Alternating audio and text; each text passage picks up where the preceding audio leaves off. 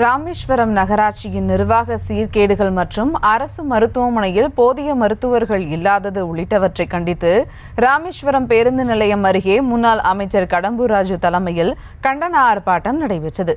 இதுகுறித்த கூடுதல் விவரங்களோடு இணைகிறார் செய்தியாளர் பூபேஷ் சந்திரன். வணக்கம் பூபேஷ் சந்திரன், இந்த ஆர்ப்பாட்டம் குறித்தான முழு விவரங்கள். நிச்சயமா வணக்கம். ராமேஸ்வரம் நகராட்சி என்பது மிகவும் பிரசித்தி பெற்ற இடமாக இருந்து வருகிறது.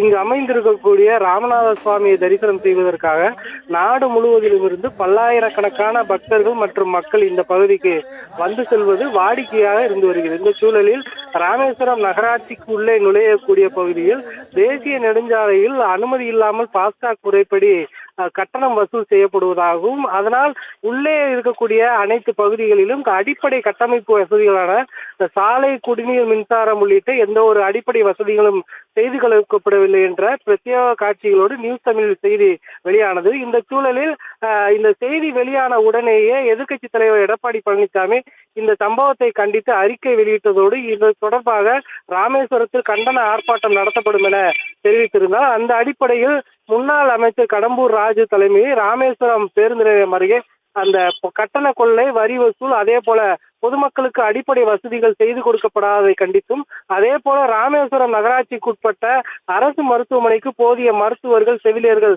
இல்லாததை கண்டித்தும், நிர்வாக சீர்கேடுகளை உடனடியாக சரி செய்ய வேண்டும் என வலியுறுத்தியும் கண்டன ஆர்ப்பாட்டமானது நடைபெற்றது. இந்த ஆர்ப்பாட்டத்தில் ராமநாதபுரம் மாவட்ட செயலாளர் முனியசாமி உள்ளிட்ட பல்வேறு நிர்வாகிகள் கலந்து கொண்ட சூழலில் இந்த அடிப்படை வசதிகள் செய்து தர வேண்டும், அதுபோல அனைத்து நிர்வாக குறைபாடுகளையும் சரி செய்ய வேண்டும் என தமிழக அரசுக்கு எதிராக கண்டன முழக்கங்கள் எழுப்பப்பட்டது. விவரங்களுக்கு நன்றி பூபேஷ் சந்திரன்.